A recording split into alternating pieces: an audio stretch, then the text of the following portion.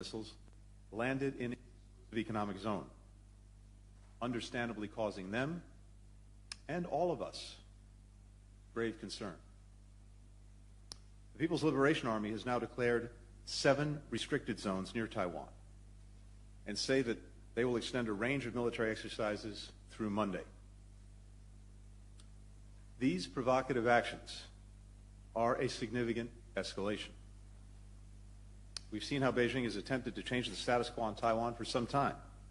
For example, more than doubling the number of aircraft flown over the center line that separates China and Taiwan over the past 2 years, pursuing economic coercion, political interference, and cyber attacks against Taiwan. Now, they've taken dangerous acts to a new level. The United States has conveyed to the PRC consistently and repeatedly that we do not seek and will not provoke a crisis. President Tsai has said the same thing. China has chosen to overreact and use Speaker Pelosi's visit as a pretext to increase provocative military activity in and around the Taiwan Strait. We anticipated that China might take steps like this. In fact, we described this exact scenario. The fact is, the Speaker's visit was peaceful. There is no justification for this extreme, disproportionate, and escalatory military response. Let me say again that nothing has changed about our One China policy, which is guided by the Taiwan Relations Act, the 3 communiques, and the 6 assurances. We don't want unilateral changes to the status quo from either side. We do not support Taiwan independence. We expect cross-strait differences to be resolved peacefully, not coercively or by force. We're not alone in this. ASEAN released a statement yesterday about the need to de-escalate tensions in the Taiwan Strait.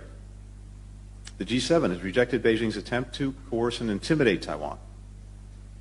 There are serious concerns not only for Taiwan, but for the possibility that these actions by Beijing will destabilize the broader region.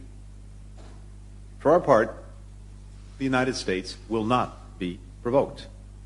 We'll continue to do what we've done for a long time. We'll support cross-strait peace and stability and a free and open Indo-Pacific. You'll see that in the days and weeks ahead. We will stick by our allies and partners and work with and through regional organizations to enable friends in the region to make their own decisions, free from coercion.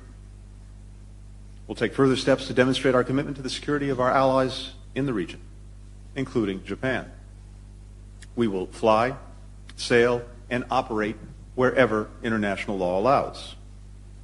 We'll continue to conduct standard air and maritime transits through the Taiwan Strait, consistent with our long-standing approach to working with allies and partners to uphold freedom of navigation and overflight, which has enabled the region's prosperity for many decades. Almost half the global container fleet and nearly 90% of the world's largest ships pass through the straits this year. That's just one reason why these actions by Beijing are so disruptive. We'll continue to support Taiwan in cross-strait peace and stability. Secretary Austin has directed that the aircraft carrier USS Ronald Reagan remain on station in the general area to monitor the situation.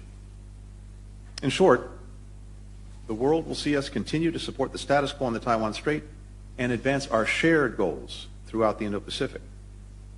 That is what the region expects of us, to be a steady and responsible leader. Another major topic of conversation was the crisis in Burma. The regime's execution of 4 democracy activists, despite pleas from many, including the ASEAN chair, Cambodian Prime Minister Hun Sen, the ASEAN Special Envoy, has alarmed and horrified people across the region and around the world. I urge my fellow ministers to continue to press the regime to end its brutal violence, to release those unjustly detained, to allow humanitarian access, and restore Burma's path to democracy. We also have to increase economic pressure, do more to stop the flow of arms and revenue to the regime, insist on accountability for the atrocities that have been committed. And we strongly encourage the international community not to endorse the regime's plans for sham elections next year they can be neither free nor fair under present conditions. One of the participants in the East Asia Summit and ASEAN regional forum meetings, Russian Foreign Minister Lavrov, visited with regime leaders in Burma just a few days ago, calling them a friendly partner. That directly flies in the face of ASEAN's hard work to bring the violence to an end. On the matter of Russia, as we've said many times, the Kremlin has not only attacked Ukraine, it's also attacked the UN Charter and ASEAN's Treaty of Amity and Cooperation, which enshrines the principles of independence, sovereignty, equality, territorial integrity, and national identity for all nations. Russia is a party to that treaty. It's a party to many other agreements that it's years, and it's in Ukraine. It's in the interest of all countries and people in Southeast Asia, the broader region, the Kremlin end this aggression and its painful global consequences. We've heard many countries here condemn aggression, just as they did in joining 141 countries at the United Nations for a UN resolution supporting Ukraine and calling for an end to the aggression. I want to very much thank Cambodia, again, for serving as ASEAN chair and also for hosting us this week. The United States is grateful for our cooperation with ASEAN on so many urgent priorities, including fighting COVID-19, addressing the climate crisis, strengthening cybersecurity, ensuring freedom of navigation, supporting the lawful, unimpeded flow of commerce.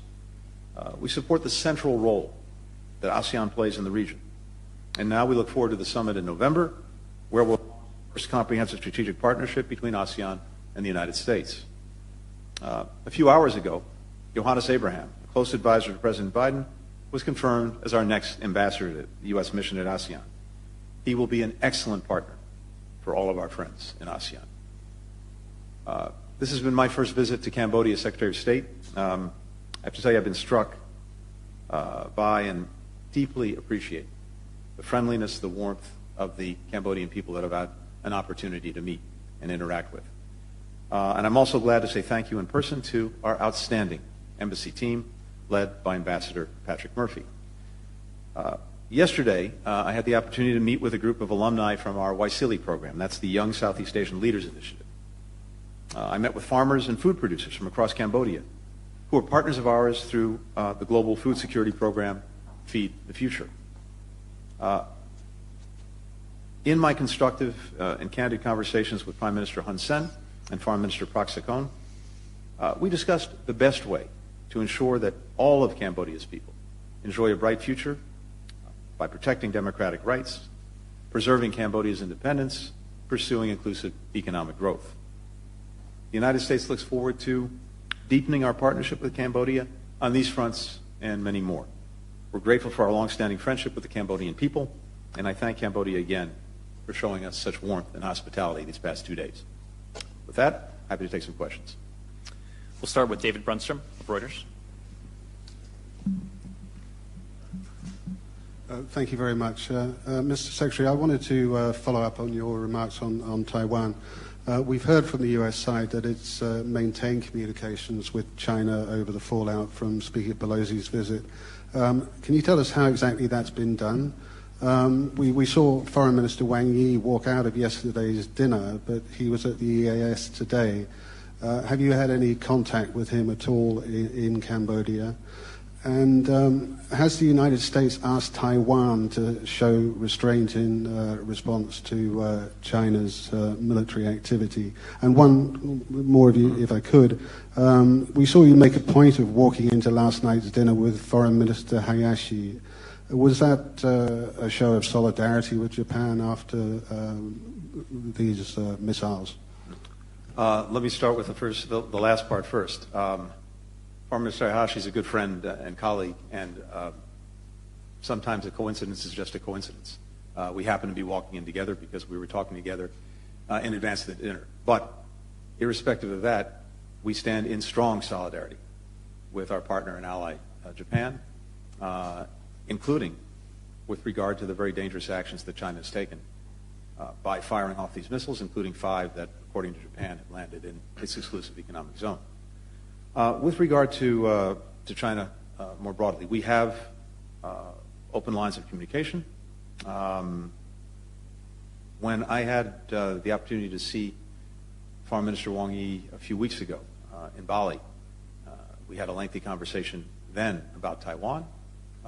The question of the possibility of the speaker's visit came up, and I was extremely clear with him about the importance of not using that visit, if she decided to proceed with it, as some kind of pretext for escalation or other actions that China has now, in fact, taken. In the meeting that we just had with all of the ASEAN foreign ministers, we had a vigorous communication about the situation in and around Taiwan. And I reiterated the points that we've made publicly as well as directly to Chinese counterparts in recent days. Again, about the fact that they should not use the visit as a pretext for escalation, for provocative actions, that there is no possible justification for what they've done, and urge them to cease these actions. But I think what's very important is this is not just our view. It's the view of many countries throughout this region. I refer you to the statement that ASEAN itself put out yesterday. It's the view of countries well beyond the region, including the G7 countries. You saw the statement that the G7 put out. And we look to China to take account of the views of many countries around the world. For our part, we don't seek and we do not want a crisis. We're prepared to manage what Beijing chooses to do. I think that's the case for all else involved, and it's in no one's interest that this escalate further and that there be any kind of crisis, but we look to Beijing to act accordingly. Hassana Isa, PNN TV.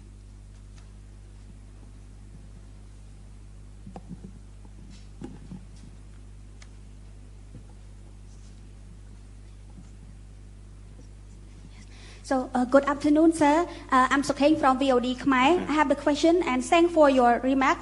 I have seen your state via Department of State that you met Prime Minister Hun Sen yesterday, and you urged him to reopen civic and political space before 2023 election. May you have clarified what do you want Cambodia to do exactly? And the second question, do you wish to see the reinstatement of CNLP and the return of Sam Rainsy and the charge drop of Kam Sokha for them to join political life and lead CNLP again? The last one is if... Yes, thank you. Thank you. Thank you very much. Let me say a couple of things. First, we had a very lengthy exchange about a number of issues with the Prime Minister yesterday. We've made clear that our strong desire is for a positive relationship between the United States and Cambodia, one that we would hope to deepen even further. But one of the things that stands in the way of strengthening the relationship between our countries are concerns that are shared about eroding respect for human rights, the weakening of democratic institutions here in Cambodia. As a friend of Cambodia, we're urging the authorities to uphold the kingdom's international obligations, its commitments to protect human rights, to protect fundamental freedoms, including those which are also enshrined in Cambodia's constitution. We made known our concerns. I made known our concerns directly to the Prime Minister, and we'll continue to speak in support of multi-party democracy. We are not focused on individuals, personalities, or parties. We're focused on the process and making sure that that process is open, transparent, and allows full and genuine participation by representatives of all of the Cambodian people. I should also mention that I raised a number of cases of concern when it comes to human rights, and we focus on this both with regard to the systemic challenge and also specific challenges. So I mentioned a number of people where we have concerns, including a dual citizen, Sang Thierry. And I met this morning with Kem Sokha, and this is, as you know, a key opposition leader. And again, the purpose is not to support in any way any particular individual, but the principle of the need for democracy, the need for respect for human rights, the need for an open, transparent, participatory system that would only strengthen Cambodia, strengthen it at home, and strengthen it around the world. Edward Wong, New York Times.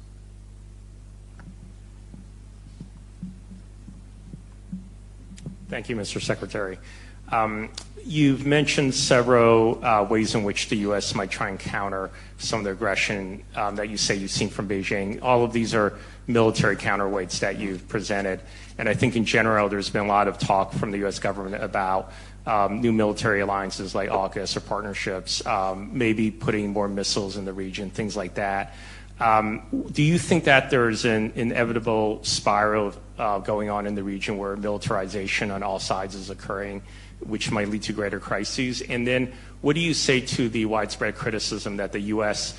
is refraining from entering into ambitious trade agreements in the region and is thus missing an economic piece of competing with China here? People say that IPEF is a pale shadow of what TPP is. And finally, do you have any comments on Brittany Griner's conviction yesterday in Moscow, and have you spoken with Lavrov about this here? Lavrov told reporters earlier today that he was surprised you hadn't tried to talk to him about various issues. Thanks. Right, thank you. First, there's nothing inevitable about crisis, nothing inevitable about conflict. On the contrary, I think it's incumbent upon us and incumbent upon China to act responsibly and to manage what is a very vigorous competition between us, to manage that competition responsibly. That was very much a key part of the conversation that I had with Wang Yi, the foreign minister, over 5 hours in Bali just a couple of weeks ago. And it reflects what I said today as well, including with all of our ASEAN colleagues. I think what we're hearing around the region is an expectation from all of the countries, virtually, all of the partners in ASEAN, to do just that. That is our responsibility. That's exactly why we've made very clear that we do not want, we do not seek, and we will not take actions to provoke a crisis. We call on China to stand back from the actions it's taken, which are a serious overreaction to the peaceful visit of Speaker Pelosi to Taiwan. And I think consistent with what they've been doing for several years now, which is making it clear that they will no longer abide by the status quo when it comes to Taiwan. What we've said all along, and it's been the foundation of our management of Taiwan for more than 4 decades, successfully, in making sure that it was not a source of conflict and that the people in Taiwan could flourish, is we have said that the differences between the mainland and Taiwan need to be resolved peacefully, not coercively, not by force. So it is incumbent upon China to continue to seek to resolve those differences peacefully, not to use coercion, and certainly not to use force. But what we've seen in the last couple of years is China moving in that direction. And what we're hearing from countries around the region is that that's the last thing that they want. I'd add also, we spent a lot of time talking about so many of the challenges that our countries face together.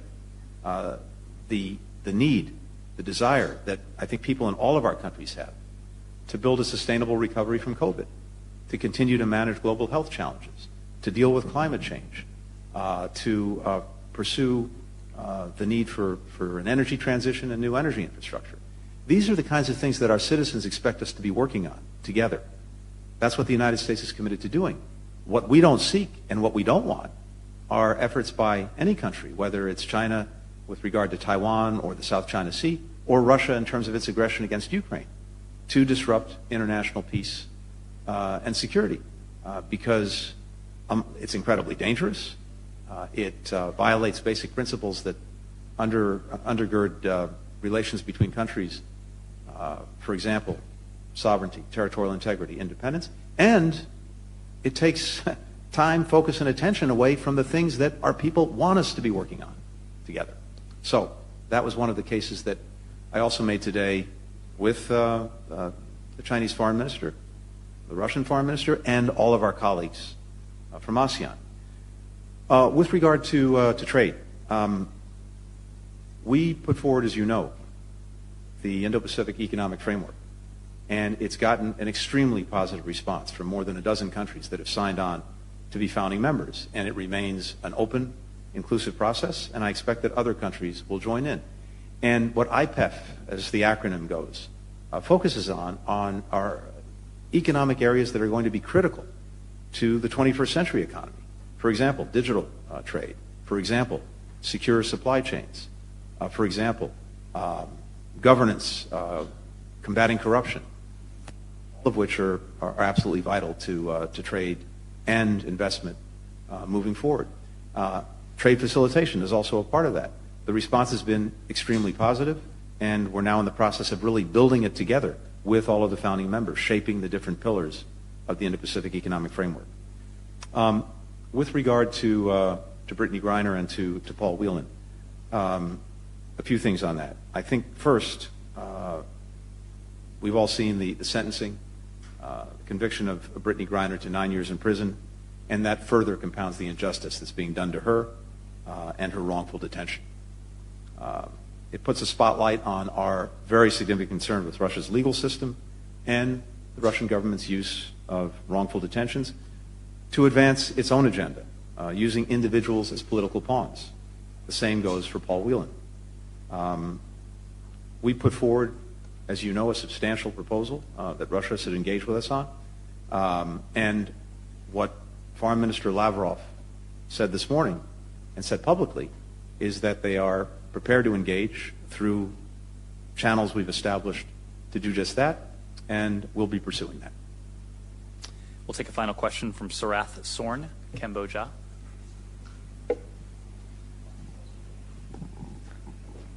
Thank you. My name is Sarath from Cambodia News. I have a question about the election. After the communal election, the opposition leader were sued by the ruling party as well as the NEC. And so what do you think about this, and what is your expectation about the Cambodian election next year? Thank you.